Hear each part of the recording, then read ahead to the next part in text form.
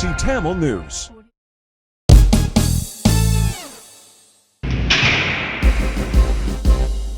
TBC News Highlights.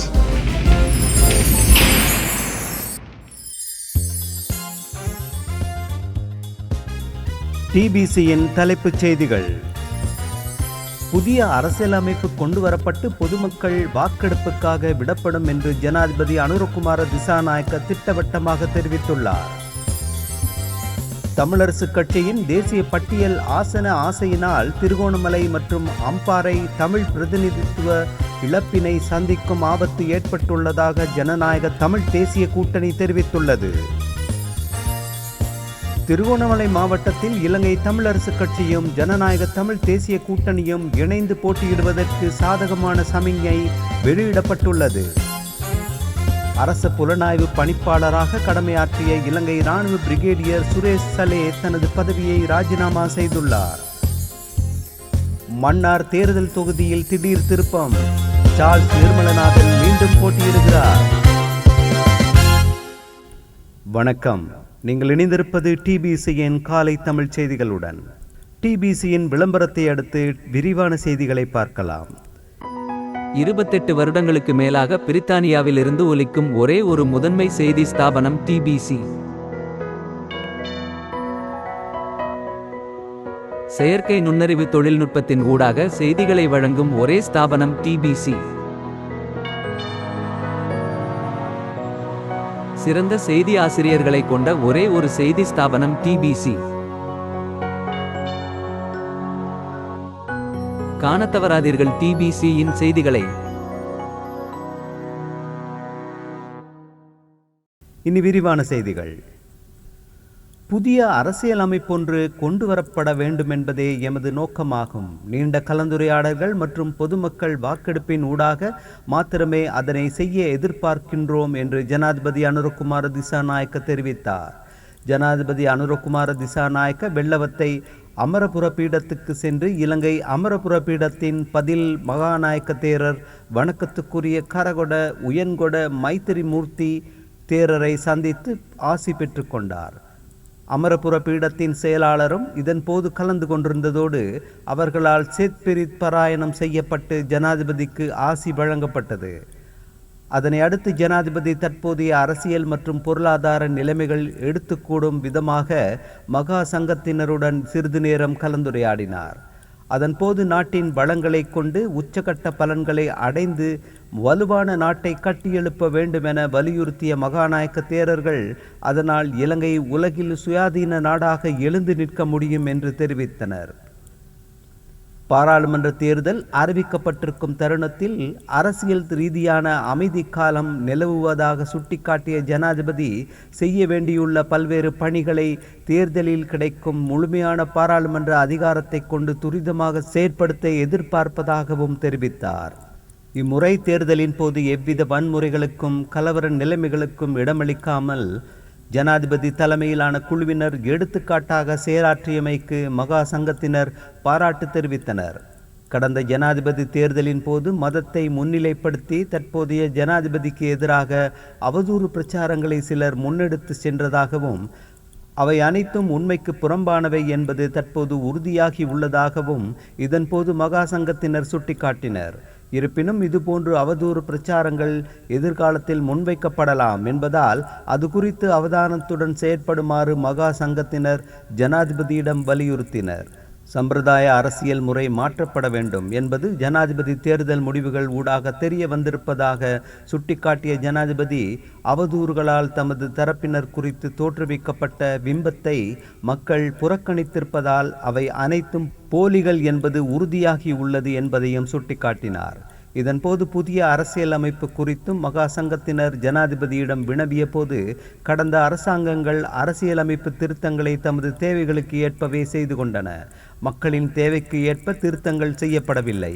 எவ்வாறாயினும் நாட்டை ஓரளவு ஸ்திரப்படுத்தி மக்கள் எதிர்பார்ப்புக்கு அமைவாக புதிய அரசியலமைப்பொன்றை கொண்டுவர எதிர்பார்க்கின்றேன் என்றும் குறிப்பிட்டார் ஜனாதிபதி.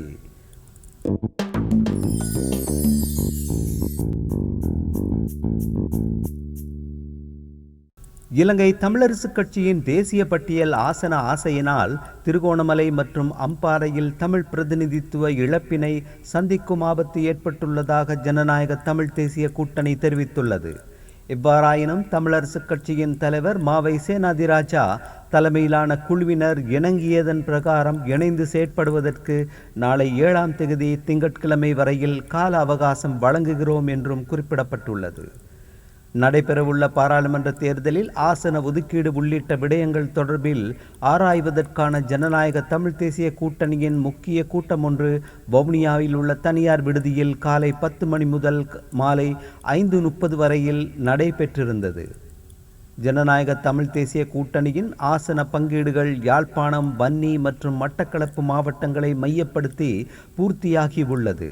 எனினும் அம்பாறை, திருகோணமலை ஆகிய மாவட்டங்கள் சம்பந்தமான பங்கீடு திங்கட்கிழமை இரவு இறுதியாக உள்ளது. அதற்குள் தமிழ் அரசுக் கட்சி தமது நிலைப்பாட்டை வெளிப்படுத்த வேண்டுமெனவும் கூறப்பட்டுள்ளது.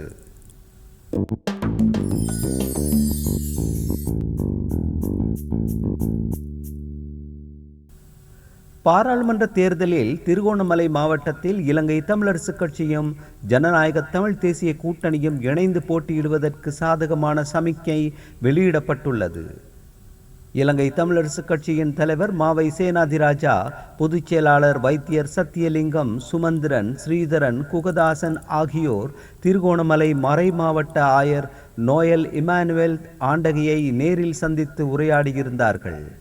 திருகோணமலை மாவட்டத்தில் ஒரு தமிழ் பிரதிநிதித்துவத்தினை தக்க வைத்துக் கொள்ளும் நிலைமைகள் காணப்படுகின்ற நிலையில் தமிழ் கட்சிகள் ஒன்றிணைந்து போட்டியிட வேண்டும் என்ற அடிப்படையில் திருகோணமலை மறை மாவட்ட ஆயர் நோயல் இமானுவேல் ஆண்டகை முயற்சிகளை எடுத்திருந்தார். அந்த வகையில் இலங்கை தமிழரசுக் கட்சியும் ஜனநாயக தமிழ் தேசிய கூட்டணியும் ஒன்றிணைந்து போட்டியிடச் செய்வதற்கான ஆரம்பகட்ட பேச்சுக்கள் நிறைவுக்கு வந்திருந்த நிலையில் திருகோணமலை மறை மாவட்ட ஆயர் நோயல் இமானுவேல் ஆண்டகையுடனான சந்திப்பு இடம்பெற்றிருந்தது. இதன்போது இலங்கை தமிழரசுக் கட்சி திருகோணமலை மாவட்டத்தில் தமது சின்னத்தில் போட்டியிட வேண்டும் என்றும் 5 ஆசனங்களை தமக்கு வழங்க வேண்டும் என்றும் நிபந்தனை விதித்திருந்தது.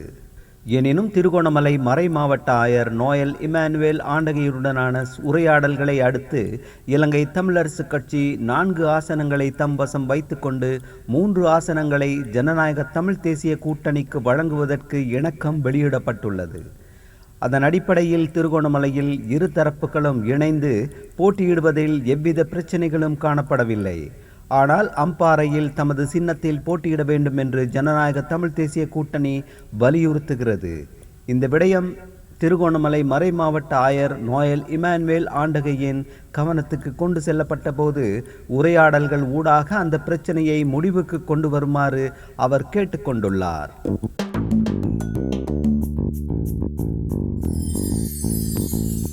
அரச புலனாய்வு பணிப்பாளராக கடமையாற்றிய இலங்கை இராணுவ பிரிகேடியர் சுரேஷ் சலே தனது பதவியை ராஜினாமா செய்துள்ளார்.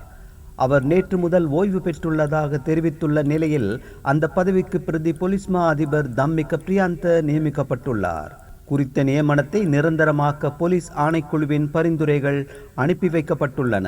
பிரதி போலீஸ் மா அதிபர் தம்மிக பிரியாந்த எதிர்வரும் திங்கட்கிழமை பதவியேற்க உள்ளதாக தெரிவிக்கப்படுகிறது. எதிர்வரும் பொது தேர்தலில் எரிவாயு சிலிண்டர் சின்னத்தில் போட்டியிடுவதற்கு தீர்மானிக்கப்பட்டுள்ளதாக ஸ்ரீலங்கா சுதந்திர கட்சியின் பதில் தவிசாளரும் முன்னாள் அமைச்சருமான நிமால் சிறிபாலடி சில்வா தெரிவித்துள்ளார். கட்சியின் அரசியல் குழு மற்றும் மத்திய செயற்குழு என்பன கூடி இந்த தீர்மானம் மேற்கொள்ளப்பட்டுள்ளது. எனினும் எதிர்வரும் பொது தேர்தலுக்காக மாத்திரமே இந்த தீர்மானம் மேற்கொள்ளப்பட்டுள்ளது என்றும் அவர் குறிப்பிட்டுள்ளார். உள்ளூராட்சி மன்ற தேர்தலில் ஸ்ரீலங்கா சுதந்திர கட்சி தலைமையிலான கூட்டணியுடன் புதிய சின்னத்தில் போட்டியிடும் என்றும் அவர் மேலும் தெரிவித்துள்ளார். ஐக்கிய தேசிய கட்சியின் தலைவரும் முன்னாள் ஜனாதிபதியுமான ரணில் விக்ரமசிங்காவால் ஐக்கிய தேசிய கட்சியின் திருகோணமலை மாவட்ட தவிசாளரும் மூதூர் தொகுதி அமைப்பாளராகவும் முன்னாள் பிரதி அமைச்சர் அப்துல்லா மஹ்ரூப் நியமிக்கப்பட்டுள்ளார். இந்த நியமனங்கள் கொழும்பு 7 உள்ள கட்சி அலுவலகத்தில் நேற்று உத்தியோகபூர்வமாக வழங்கி வைக்கப்பட்டுள்ளன.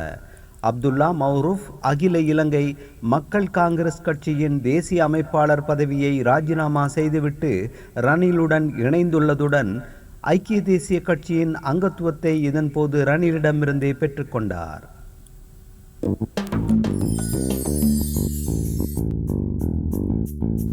நாட்டிலுள்ள பல அரச பல்கலைக்கழகங்களில் விரிவுரையாளர்கள் பற்றாக்குறை நிலவுவதாக தெரிவிக்கப்படுகிறது. பல்கலைக்கழக அமைப்பில் 12,992 விரிவுரையாளர்கள் காணப்பட வேண்டிய நிலையில் இன்று வரை 6,548 விரிவுரையாளர்கள் மாத்திரமே பணியில் ஈடுபட்டிருப்பதாக பல்கலைக்கழக மாணவர் அமைப்பு தெரிவித்துள்ளது. அதன்படி அரச பல்கலைக்கழகங்களில் 6,444 விரிவுரையாளர்கள் பற்றாக்குறையாக காணப்படுவதாக கூறப்படுகிறது. இந்த நிலையில் சில பல்கலைக்கழக பாடநெறிகள் நிறுத்த வேண்டிய நிலையும் ஏற்பட்டுள்ளதாக பல்கலைக்கழக மாணவர் அமைப்பு தெரிவித்துள்ளது. அத்துடன் தற்போதுள்ள பிரச்சினைக்கு தீர்வு காணாமல் அதிக தேவையுள்ள பாடங்களுக்கு மாணவர் சேர்க்கையை மட்டுப்படுத்த சில அதிகாரிகள் முன்மொழிவதாக பல்கலைக்கழக மாணவர் அமைப்பு மேலும் தெரிவித்துள்ளது. பாராளுமன்ற பொதுத் தேர்தலில் போட்டியிடும் இலங்கை தமிழரசு கட்சியின் வேட்பாளர்கள் தொடர்பாக மன்னார் தேர்தல் தொகுதியில் திடீர் திருப்பம் ஏற்பட்டுள்ளது. தமிழ் கட்சிகளுக்குள் ஏற்பட்ட குழப்ப நிலை காரணமாக பிரதான தமிழ் கட்சிகள் பாராளுமன்ற பொதுத் தேர்தலில் தனித்து களம் காண்கிறது.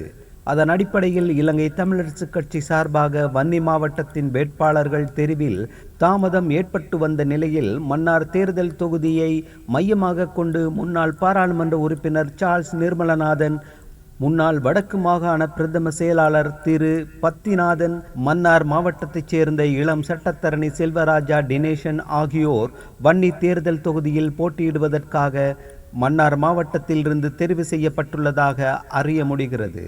இந்த தெரிவுகள் யாவும் முன்னாள் பாராளுமன்ற உறுப்பினர் சட்டத்தரணி எம்.ஏ. சுமந்திரன் நேற்றைய தினம் மன்னார் வருகை தந்து வேட்பாளர்களை இறுதி நிலைப்படுத்தியதாக தெரிய வருகிறது. எம்.ஏ. சுமந்திரன் மன்னார் கட்சி அலுவலகம் வருகை தந்து கட்சியின் முக்கிய உறுப்பினர்களுடன் 2 மணி நேரம் கலந்துரையாடல் இடம்பெற்றதுடன் தேர்தலுக்கான செலவுகள் பற்றியும் பேசப்பட்டது. இதன்போது முன்னாள் பாராளுமன்ற உறுப்பினர் சார்ல்ஸ் நிர்மலநாதன் அவர்கள் எதிர்வரும் பாராளுமன்ற பொது தேர்தலில் போட்டியிட சம்மதித்துள்ளார். அதன் அடிப்படையில் மன்னார் மாவட்டத்திலிருந்து முன்னாள் பாராளுமன்ற உறுப்பினர் சார்ல்ஸ் நிர்மலநாதன், முன்னாள் வடமாகாண பிரதம செயலாளர் அந்தோணி பிள்ளை பத்திநாதன், மன்னாரின் இளம் சட்டத்தரணி செல்வராஜா டினேசன் ஆகிய மூவரும் எதிர்வரும் பாராளுமன்ற தேர்தலில் மன்னார் தொகுதி வேட்பாளராக போட்டியிடுவார்கள் என்று தெரிய வருகிறது. முன்னாள் பாராளுமன்ற உறுப்பினர் சார்ல்ஸ் நிர்மலநாதன் எதிர்வரும் பாராளுமன்ற தேர்தலில் இளைஞர்கள் மற்றும் புதியவர்களுக்கு இடம் கொடுக்கும் வகையில் இந்த தேர்தலிலிருந்து நான் விலகுவதாக ஏற்கனவே அறிவித்திருந்தமை குறிப்பிடத்தக்கது. அந்த செய்தியோடு நிறைவுக்கு வருவது டிபிசியின் இன்றைய காலை தமிழ் செய்திகள். மீண்டும் மாலை செய்திகளோடு சந்திப்போம். வணக்கம்.